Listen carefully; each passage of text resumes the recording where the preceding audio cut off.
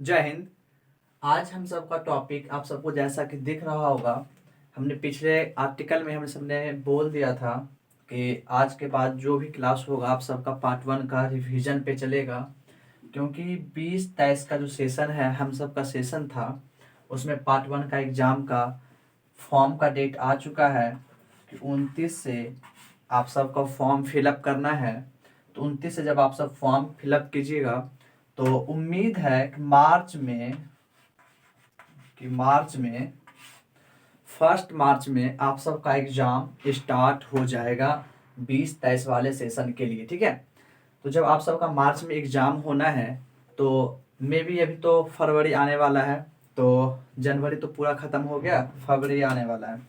तो फरवरी के बाद आपको पक्का 1 मंथ का टाइम मिलेगा। तो 1 मंथ में अगर पार्ट 2 हम ज़्यादा पढ़ भी लें तो ज़्यादा दूर नहीं जा पाएंगे। तो इसलिए हम सारा प्रिपरेशन पार्ट 1 पे करेंगे।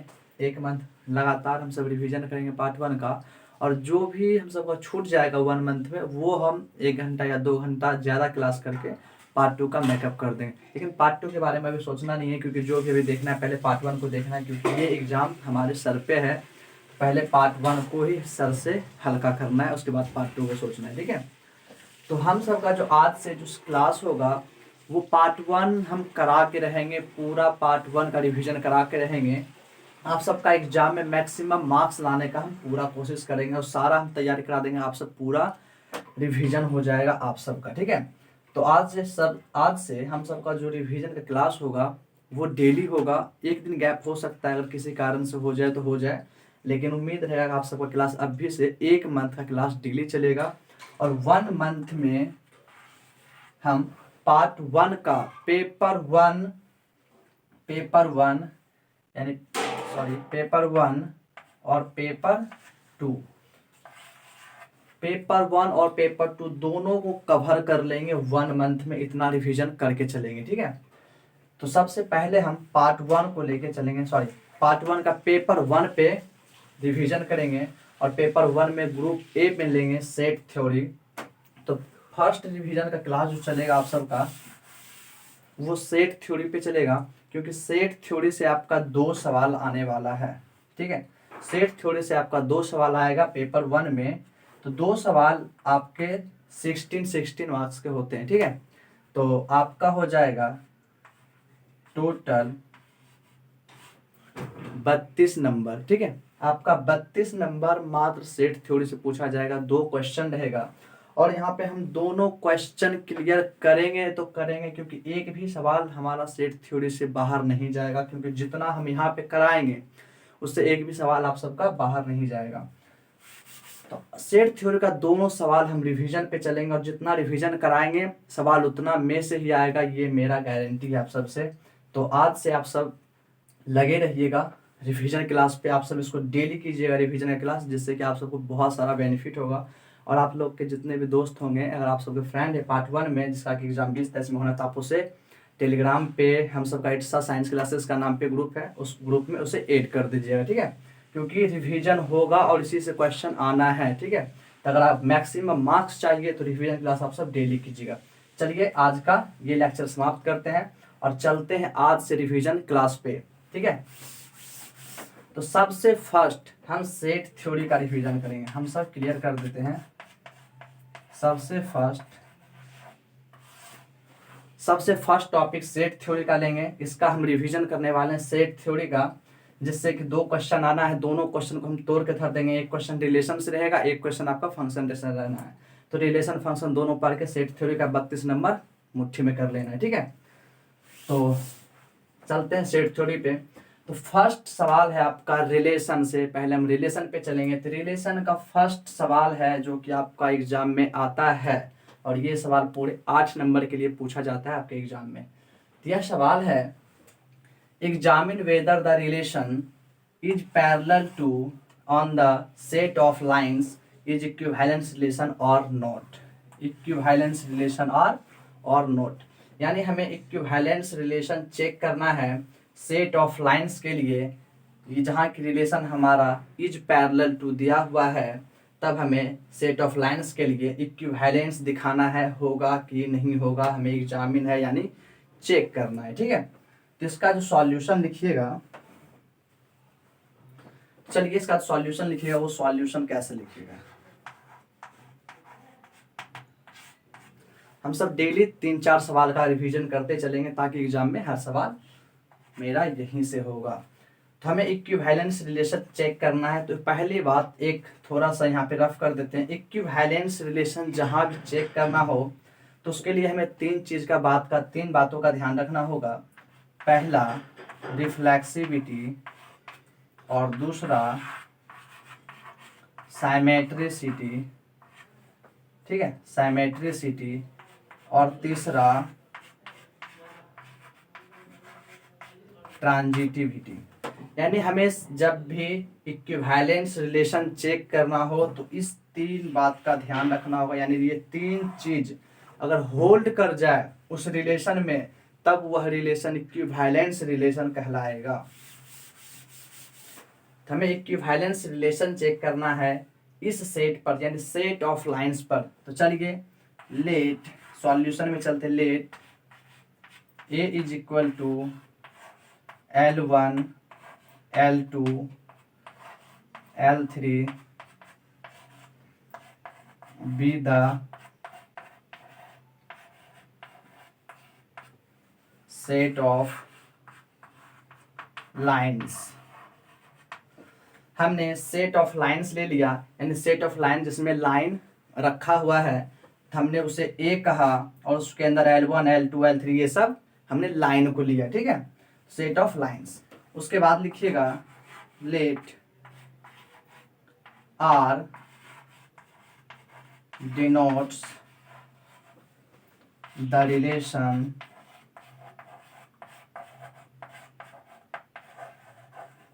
आर से डिनोट करेंगे रिलेशन इज पैरेलल टू को।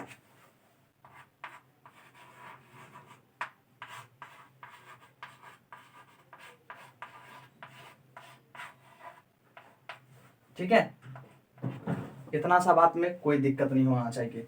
हमने क्या किया, first step set of lines था तो हमने ए एक सेट लिया जिसमें कि सब लाइन को जमा करके रखा, be the set of lines. उसके बाद ये जो रिलेशन है आपका इज पैरेलल टू, ये ना be the weather the relation इतना, ये जो हमारा रिलेशन है इस रिलेशन को हमने आर से डिनोट किया। R denotes the relation this, यानी इस रिलेशन को हमने आर से डिनोट किया। इसके बाद लिखिएगा, अब हम सवाल को हटा रहे हैं, ठीक है। सवाल हमें याद रखिएगा, सवाल में क्या दिखाना है, इक्विवेलेंस रिलेशन दिखाना है, इज पैरेलल टू पे वो तो हम लिख ही चुके हैं, ठीक है।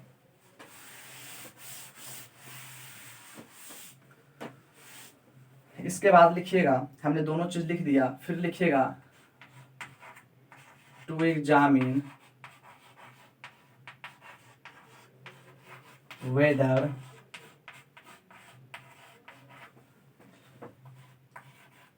R is an equivalence relation or not। यानी हमें एग्जामिन वेदर चेक करना है कि R इज इक्विवेलेंस रिलेशन है on equivalence relation on a or not। यानी हमें चेक करना है कि आर इक्विवेलेंस रिलेशन है सेट ए पर या नहीं, ठीक है, यानी है कि नहीं इक्विवेलेंस रिलेशन चेक करना है सेट ए पर। इतना तीन लाइन का लैंग्वेज था, तीनों लाइन का लैंग्वेज क्लियर किया। अब उसके बाद लिखिएगा, अब हमें पता है इक्विवेलेंस रिलेशन चेक करने के लिए हमें तीन बातों का ध्यान देना होता है।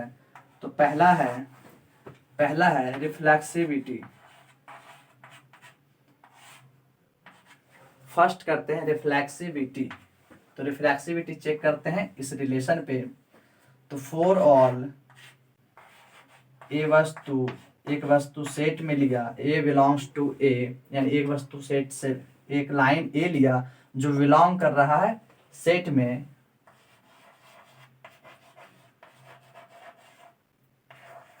तो वी में से हम कह सकते हैं ए इज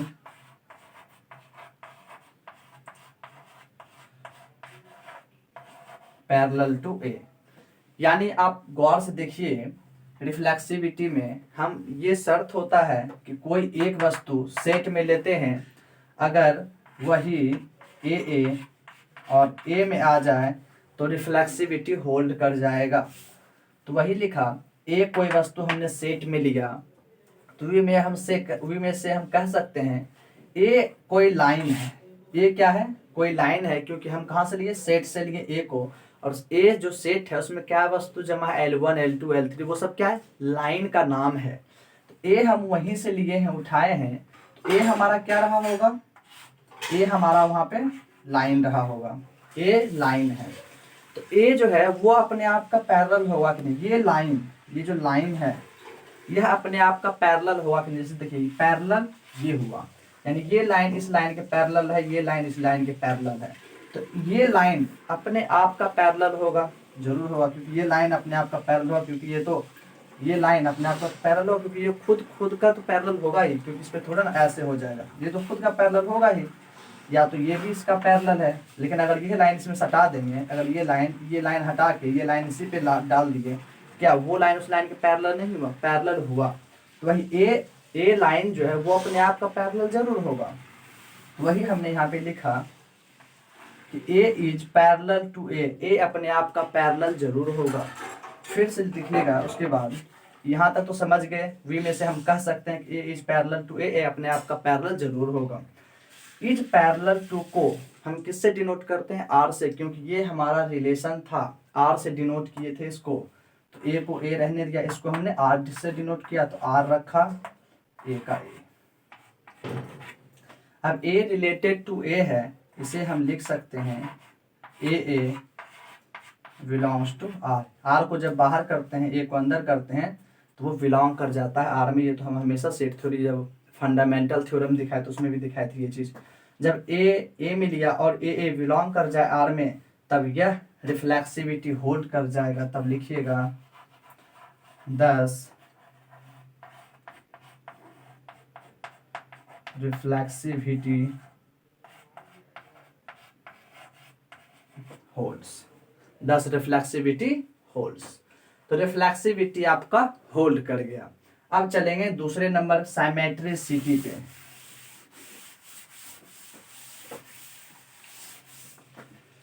दूसरे नंबर पे चलेंगे,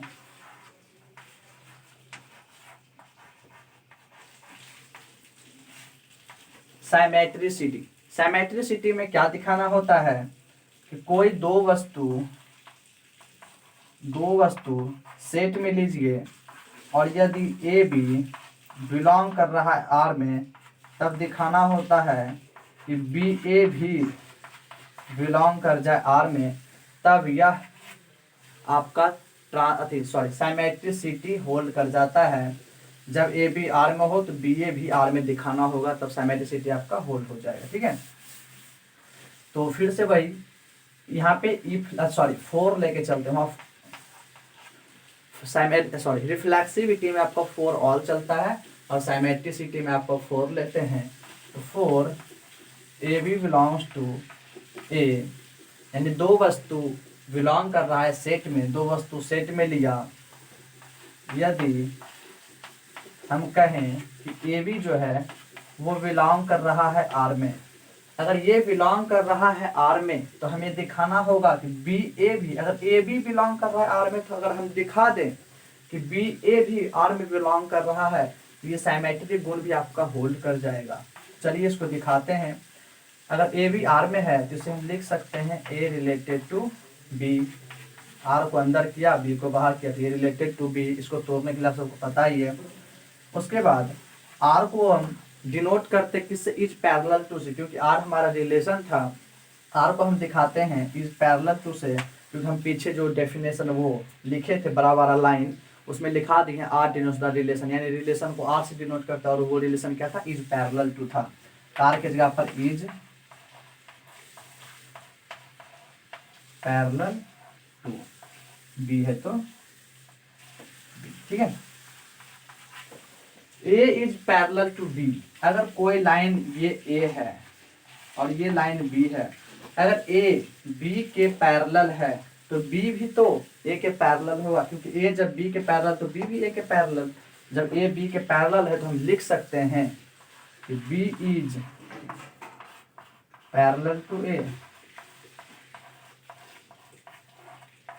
यानी बी भी ए के पैरेलल होता है, हो जाएगा। अब बी है इस रिलेटेड, सॉरी इस रिलेशन को आर कहते हैं, आर कहा ए हो गया, रिलेशन बाहर कीजिए, यानी B A belongs to R. A भी आर में लिया और बी ए भी आर में आ गया, इसका मतलब साइमेट्रिसिटी भी होल्ड कर गया। तब लिखिएगा 10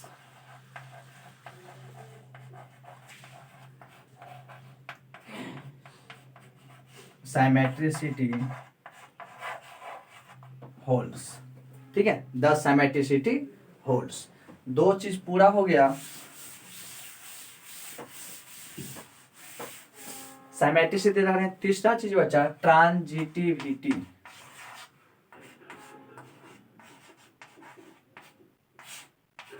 तीसरा चीज दिखाना होता है ट्रांजिटिविटी। इसमें क्या करते हैं ट्रांजिटिविटी में,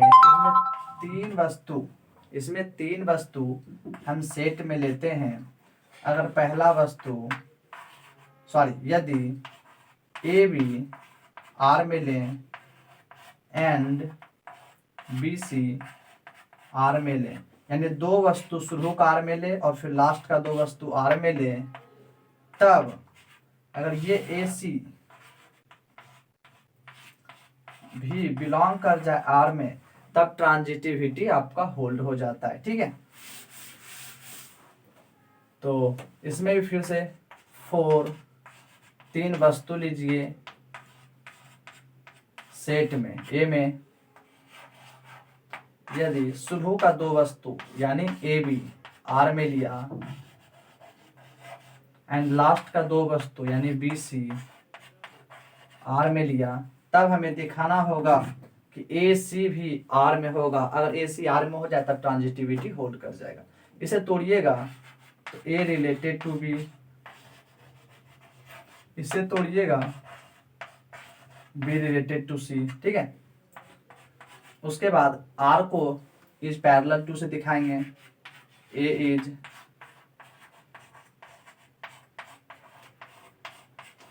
पैरेलल टू बी, एंड है तो एंड लगाया, बी सी को फिर से लिख सकते हैं बी इज पैरेलल टू सी। अब एक बात देखिएगा, ए बी के पैरेलल है, A is parallel to B, यानी ये ए है ये बी है, ए बी के पैरेलल है और B is parallel to C, B C के पैरेलल है, और ये माने कि ये लाइन सी है और ये बी सी के पैरेलल है, तो क्या ए सी के पैरेलल होगा कि नहीं होगा? अगर ए बी के पैरेलल बी सी के पैरेलल तो ए भी सी के पैरेलल ही होगा। तब हम लिख सकते हैं कि A is parallel to C, A is parallel to C. इसे हम इज पैरेलल टू को आर दिखाते हैं, A related to C, A related to C, R को बाहर कीजिए तो A C belongs to R. हमें यही तो दिखाना था कि अगर ए बी आर में है बी सी आर में है, अगर ए सी भी आर में आ जाए तो आपका यह ट्रांजिटिविटी होल्ड कर जाएगा। तो इसके नीचे आप सब लिख लीजिएगा 10 ट्रांजिटिविटी होल्ड्स, ठीक है। नहीं तो हम चलिए लिख ही देते हैं ऊपर में।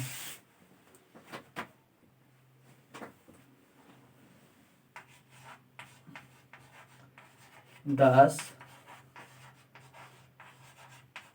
Transitivity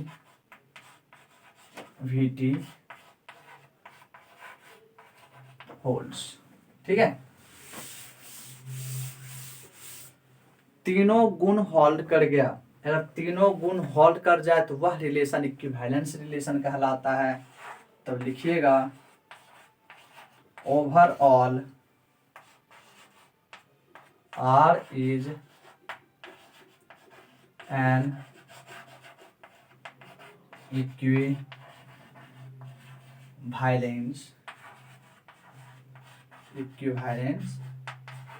relation on A. तो आर आपका इक्विवेलेंस रिलेशन हो गया सेट ए पर। तो ये था आपका फर्स्ट सवाल जो कि क्लियर कर चुके हैं। अगर आपको अब एक बात का याद रखिएगा, ध्यान रखिएगा, अगर एग्जाम में ये पूछ दिया जाए इक्विवेलेंस रिलेशन का एक एग्जाम्पल दीजिए, तो ये एग्जाम्पल आप दिखा दीजिएगा, क्योंकि इसमें जो इक्विवेलेंस होने का मतलब, इक्विवेलेंस होने का मतलब यह रिलेशन रिफ्लेक्सिव भी है, साइमेट्रिक भी है, एंड ट्रांजिटिव भी है। ये तीनों गुण इसमें होल्ड कर रहा है। तो एग्जाम में आपको बहुत सारा सब्जेक्टिव पूछ सकता है, वो सवाल देख पूछ सकता है यह रिलेशन कैसा रिलेशन है, इक्विवेलेंस रिलेशन है तो बोल दीजिएगा हाँ है। अगर पूछ दिया कि वो रिलेशन रिफ्लेक्सिव है तो हाँ रिफ्लेक्सिव भी है, साइमेट्रिक है तो हाँ साइमेट्रिक भी है, ट्रांजिटिव है तो ट्रांजिटिव है। यानी ये तीनों गुण उसमें ठूस ठूस के भरा हुआ है। ठीक है, तो अब चलते हैं नेक्स्ट क्वेश्चन, दूसरे सवाल पे। सवाल लेना होगा, बुक कहाँ है?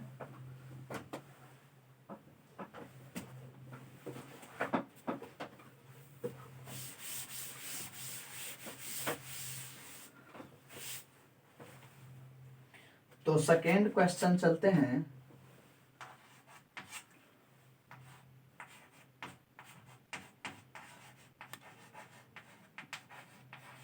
Examine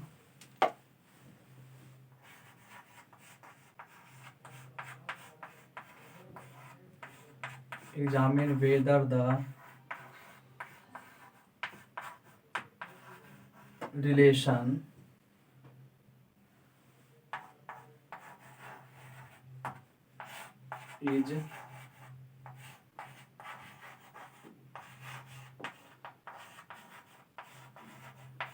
is perpendicular to on the set of lines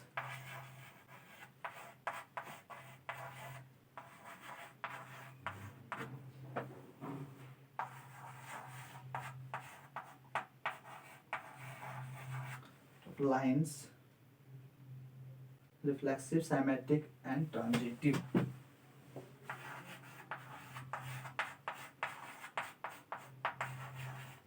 Reflexive, symmetric and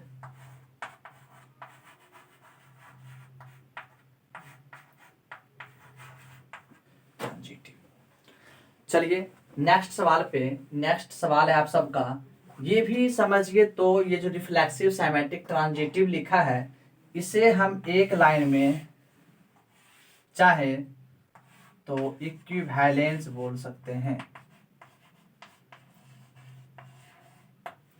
ठीक है, इक्विवेलेंस।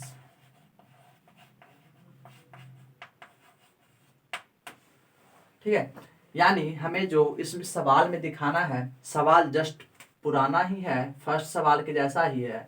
बस उस सवाल में दिखाना था कि वहां पे था इज पैरेलल टू, और यहाँ है इज परपेंडिकुलर टू। यहाँ पे जो आपका रिलेशन है वह रिलेशन चेंज हो गया, क्योंकि वह रिलेशन था पैरेलल टू का और ये है परपेंडिकुलर टू का on the set of lines. ये भी सेट ऑफ लाइन का ही सेट लेना है और दिखाना कि इक्विवेलेंस रिलेशन है कि नहीं, या इसी को तोड़ के बोल दिया कि इक्विवेलेंस रिलेशन है कि नहीं, या बोल दिया रिफ्लेक्सिव, साइमेट्रिक, ट्रांजिटिव है कि नहीं।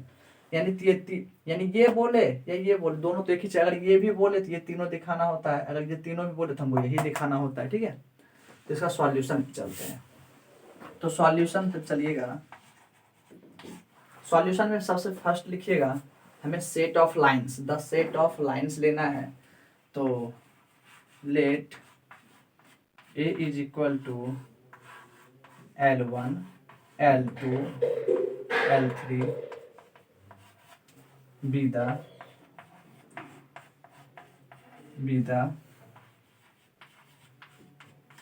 set of lines। देखिए सारा सॉल्यूशन पूरा प्यार प्यार से पढ़ना है, ठीक है, पूरा स्लोली स्लोली हम प्यार से पढ़ना है, ताकि एग्जाम में आपको मतलब आपको ना दोबारा देखने का जरूरत नहीं पड़ेगा, इतना अच्छा से रिवीजन करा देंगे कि ठीक है। रिवीजन पे बस फोकस रखिए, सारा एग्जाम्पल, सारा रिवीजन, सारा थ्योरम प्रोसेस से कराया जाएगा, पूरे बारीकी से कराया जाएगा, एक भी माइंड से निकलना नहीं चाहिए, ठीक है। तो हमने क्या किया, सेट ऑफ लाइंस का एक सेट लिया यहाँ तक, ठीक है। इसको हम हटा देते क्योंकि सवाल हमको याद ही है, आप सब ऊपर रख लीजिएगा, ठीक है।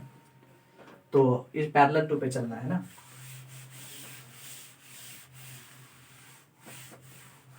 तो इसके नीचे यहाँ तक लिख लिया, पहले एक सेट का लाइन लिया, यानी लाइन्स ऑफ सेट लिया, उसके बाद लिखिएगा लेट, उसके बाद रिलेशन को डिनोट कीजिए, आर से रिलेशन को हमेशा डिनोट कीजिएगा, R is denoted, R denotes the relation,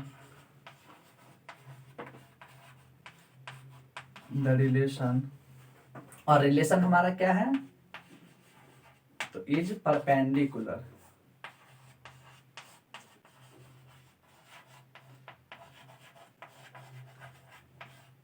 is perpendicular to, ये हमारा रिलेशन है। तब कहता है सवाल में to examine weather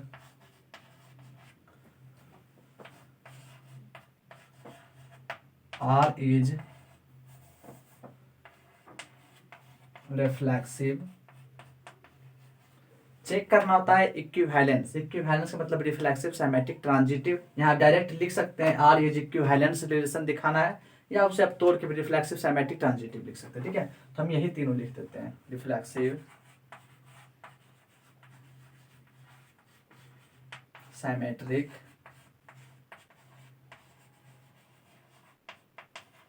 and transitive, यानी हमें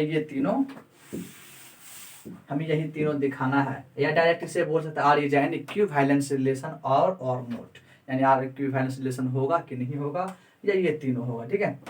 तो उसके बाद ये तीनों होने के बाद हमको पता है रिफ्लेक्सिव दिखाना है, फर्स्ट दिखाना है reflexive, second symmetric, third transitive, या बोल रहे इक्विवेलेंस दिखाना है। इक्विवेलेंस दिखाने का मतलब है फर्स्ट में हम रिफ्लेक्सिव ही दिखाते हैं, तो रिफ्लेक्सिविटी चेक कीजिए इसका। तो रिफ्लेक्सिविटी का गुण होता है, फोर और लेते हैं, कोई एक वस्तु सेट्स में ले लिया, माना कि वो ए हम सेट में ले लिए, तो वी में से हम कह सकते हैं ए इज नॉट परपेंडिकुलर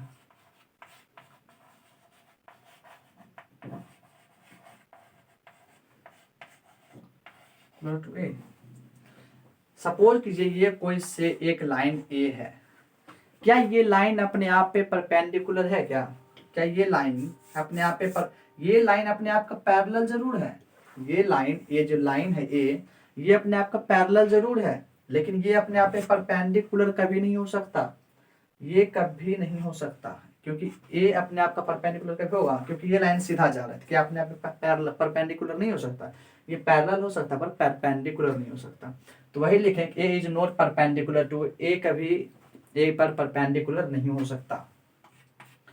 जब ए इज परपेंडिकुलर टू ए, यानी ए पर परपेंडिकुलर नहीं हो सकता, यानी इस रिलेशन का विरोध कर रहा है, यह इज परपेंडिकुलर टू ए यानी परपेंडिकुलर है, और ये कहता है इज नोट का मतलब रिलेशन तो लगेगा बट वो रिलेशन कट जाएगा, क्योंकि ए रिलेटेड टू ए, इसके मतलब इज परपेंडिकुलर को हम दिखाते हैं किससे, आर से, तो आर तो लगेगा, लेकिन नॉट है यानी नॉट परपेंडिकुलर, रिलेशन को होल्ड नहीं कर रहा, तो आर पे कट का निशान करके दिखा देंगे कि यह होल्ड नहीं कर रहा, ठीक है, ऐसा दिखा दिए। उसके बाद इसको लिखिएगा, जब ए से रिलेटेड नहीं है तो इसे हम लिख सकते हैं A does not belongs to R, यानी बिलोंग्स देके उसको कट कर दीजिएगा तो हो जाएगा does not belongs to R. इसका मतलब कि ए आर में बिलोंग नहीं कर रहा है। जब ऐसा आ गया ए में लेके चले और ए बिलोंग नहीं किया आर में, इसका मतलब रिफ्लेक्सिविटी होल्ड नहीं कर रहा है। तो इसके नीचे लिखिएगा 10 R is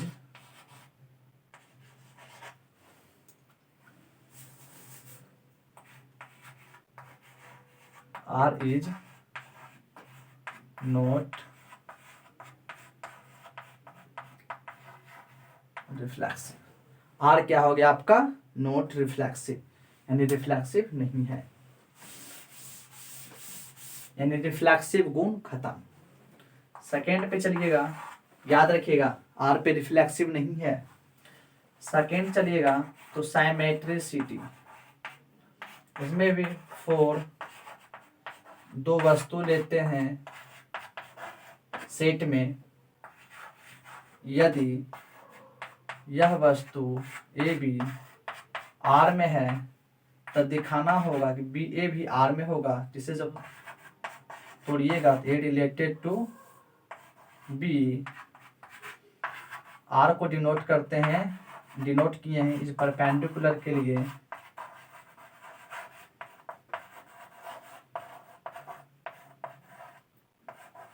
a is perpendicular to B.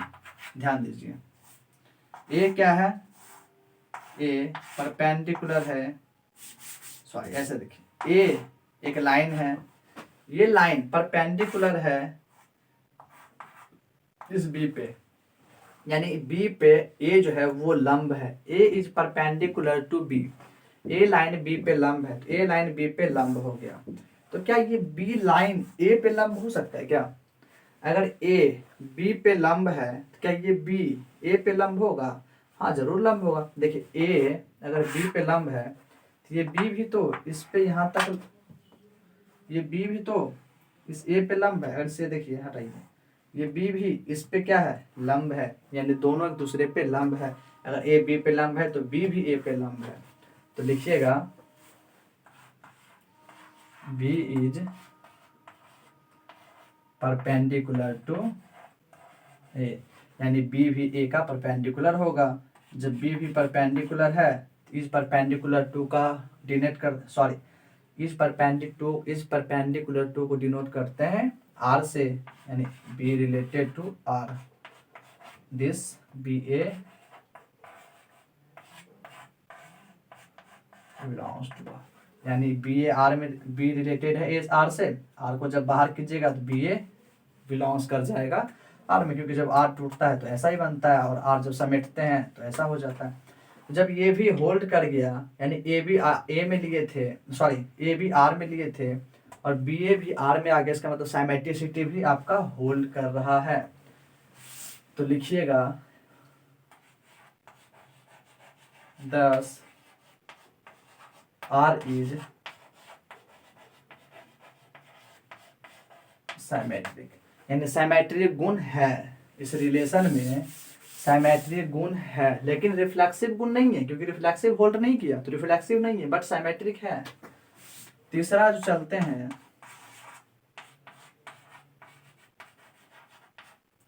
वो ट्रांजिटिविटी पे चलते हैं। तो 4, इसमें 3 वस्तु सेट में लेते हैं, आगे का 2 वस्तु आर में लीजिए एंड पीछे से 2 वस्तु आर में लीजिए। एक लाइन आगे बढ़ाइएगा, आर अंदर आया बी बाहर आया, आर अंदर आया सी बाहर गया। इसे आप लिख सकते हैं ए आर डिनोट करते हैं किसके बदले में? इज परपेंडिकुलर पे, A is perpendicular to B and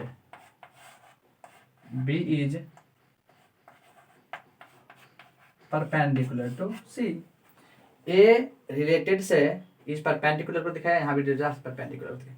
अब देखिए ए है बी पे परपेंडिकुलर है, ठीक, ये ए है, ये आपका बी है, ए बी पे परपेंडिकुलर है और बी सी पे ये बी है और ये सी है। ए बी पे परपेंडिकुलर है, ये लंब है, यहाँ पे देखिए लंब है, बी सी पे है, हाँ तो बी भी सी पे है, लंब है, बी सी पे लंब है। क्या कह सकते हैं कि ए भी सी पे लंब होगा? कभी नहीं हो सकता। अगर ए बी पे है और बी सी पे है तो क्या ये लाइन इस लाइन पे लंब होगा क्या? कभी नहीं, क्योंकि ये लाइन तो यहाँ है, ये लाइन इस पे लंब नहीं हो सकता। ए कभी सी पे लंब नहीं हो, क्योंकि इसको होने के लिए ए को ऐसा होना होगा तब ए सी पे लंब होगा, लेकिन ए तो ऐसे है, सी पे तो है नहीं, तो ए कभी सी पे लंब नहीं हो सकता। तो लिखिएगा A is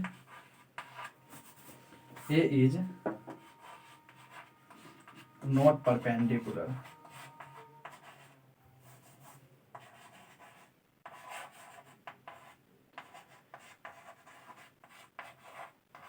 a is not perpendicular to C. A C के परपेंडिकुलर नहीं है। जब ए सी के परपेंडिकुलर नहीं है तो ये क्या होगा, A does not related to C कहेंगे, यानी A C does not belongs to R. और जब ये बिलोंग्स आर में कर जाता था तो वो ट्रांजिटिव गुण होल्ड करता था, लेकिन अगर बिलोंग नहीं करे तो वह ट्रांजिटिविटी गुण होल्ड नहीं करता था। तो यह क्या हो जाएगा, 10 R is not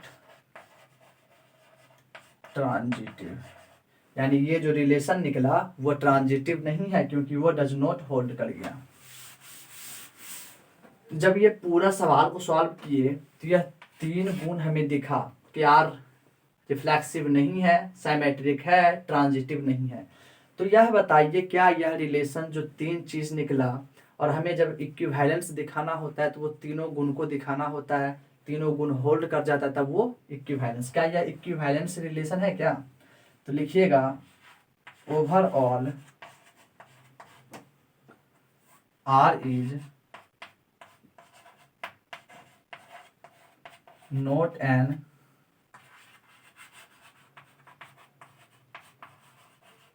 equivalence relation on. ये हमें दिखाने के लिए नहीं बोल रहा था, हम ये साइड्स लिख दिए, आप सब ये सब ध्यान में रखिएगा कि आर इक्विवेलेंस नहीं है इस रिलेशन में। मेन हमको यही 3 चीज दिखाना था, यानी ये कहने का मतलब यही हो गया कि इसमें यही है कि इक्विवेलेंस नहीं बोले कि इक्विवेलेंस नहीं, इसका मतलब जरूर होगा कि कोई ना कोई होल्ड नहीं किया होगा, या तीनों होल्ड ना करे, या एक होल्ड ना करे, या 2 होल्ड ना करे। लेकिन यहाँ पे था 2 होल्ड नहीं किया, तो इसको इससे अच्छा है कि ये तीनों यहाँ पे दिखा, ये भी लिखिएगा तो चलेगा आपका। ये आपको मेन है कि ये आपको दिखाना ही होगा, क्योंकि हमें सवाल में कहा था ये तीनों चेक करना था। तो हमने चेक कर दिया कि वो रिलेशन रिफ्लेक्सिव नहीं होगा, सिमेट्रिक होगा, ट्रांजिटिव नहीं होगा। तो एग्जाम में ये बात का भी ध्यान रखिएगा, अगर एग्जाम में बोल दिया जाए कि सिर्फ सिमेट्रिक गुण वाला एग्जाम्पल दीजिए, तो इसमें आप जो ये सवाल था इज परपेंडिकुलर टू का, वह एग्जाम्पल आप दे सकते हैं, क्योंकि वो जो एग्जाम्पल है वो सिमेट्रिक तो है बट रिफ्लेक्सिव नहीं है और ना ही ट्रांजिटिव है। ठीक है, रिफ्लेक्सिव गुण सिर्फ इसमें होल्ड कर रहा है, सॉरी सिमेट्रिक गुण होल्ड कर रहा है, रिफ्लेक्सिव और ट्रांजिटिव होल्ड नहीं कर रहा है। ठीक है, तो ये भी ध्यान रखिएगा इस तीनों गुण को। तो आज हम 2 एग्जाम्पल कंप्लीट किए, 2 सवाल कंप्लीट किए, तो इसमें 2-4 सवाल और हैं, 2-3 क्लास में वो भी खत्म हो जाएगा। यानी सेट थ्योरी मैक्सिमम आप सबका 5 दिन 6 मैक्सिमम 6 से 7 दिन में आपका सेट थ्योरी सारा क्लियर करवा देंगे। और मतलब समझिए ना, 6 दिन में अगर भी क्लियर होता है तो हर ग्रुप से एक टॉपिक, हर ग्रुप से एक चैप्टर पक्का लेके चलेंगे। ग्रुप ए से सेट थ्योरी लिए तो हो सकता है थ्योरी ऑफ इक्वेशन पहले छोड़ देंगे, क्योंकि हमको जो एग्जाम में सॉल्व करना है group A, group B, group C, हमें 3 ग्रुप रहेगा, तीनों से मैक्सिमम कम से कम 1 सॉल्व जरूर करना है, उसके बाद आप 2 कहीं से कर सकते हैं। हमें टोटल 5 क्वेश्चन का जवाब करना है सब्जेक्टिव में, तो हम इतना अच्छा से आप सबको करा देंगे ना, आपको सोचना नहीं पड़ेगा बाबू। ठीक है, इसलिए पहले तो हमको याद रखिए हमको क्या करना है, ग्रुप ए बी सी से पहले तीनों से 1-1 जवाब देना है। तो 1-1 जवाब तो आपको हमेशा देना ही पड़ेगा, जैसे जैसे आपको तीनों ग्रुप से 1-1 सवाल क्लियर करना है। उसके बाद बचता है 3 आपने क्लियर कर लिया, 1 2 3 बच गया 2 सवाल। ये 2 सवाल आप कहीं से दे सकते हैं, या दोनों इसी से दे दें, या दोनों इसी से दे दें, या दोनों इसी से दे दें, या एक इससे एक इससे, या एक इससे एक इससे, या एक इससे एक इससे। ठीक है, यानी 2 सवाल आप किसी से भी कर सकते हैं, बट शर्त है कि 1-1 सवाल तीनों से करना होगा। तो हर ग्रुप में आपका 2 चैप्टर होता है, तो आपका 2 चैप्टर है, इसमें भी सेट थ्योरी और थ्योरी ऑफ इक्वेशन। आपको करना है उससे मैक्सिमम आप 2 सवाल ही कर सकते हो, क्योंकि 3 सवाल इससे कीजिएगा तो फिर एक एक देना पड़ेगा, तो 3 सवाल आपको महंगा पड़ जाएगा, 2 सवाल करना जरूरी है। तो हम क्यों ना करें कि ऐसा सेट थ्योरी इतना अच्छा से पढ़ लें कि सेट थ्योरी का है दोनों क्वेश्चन क्लियर कर दें। बी में आता है अलजेब्रा, अलजेब्रा में मान लीजिए 2 क्वेश्चन उसमें भी कर दिए हैं, एक ही क्वेश्चन करते हैं। सी में आता है आपका मैट्रिक्स और ट्रिगो, तो अगर आपको ट्रिगो अच्छा लगेगा तब ट्रिगो से दोनों जवाब दे दीजिए, अगर आपको मैट्रिक्स अच्छा लगता है तो मैट्रिक्स से दोनों जवाब दे दीजिए। यानी हम आपको ऐसा करवाएंगे कि हर चैप्टर से आप आराम से, आपका एक भी क्वेश्चन नहीं छूटना है। इतना याद रखिए कि यहाँ से आप अगर रिवीजन करके जाते हैं तो आपका एक भी सब्जेक्टिव नहीं छूटेगा, ये मेरा आपसे प्रॉमिस है। चलिए बहुत बहुत थैंक यू, धन्यवाद। आज के लिए 2 सवाल किया, अगली क्लास से तीसरे सवाल पे चलेंगे। बहुत बहुत थैंक यू।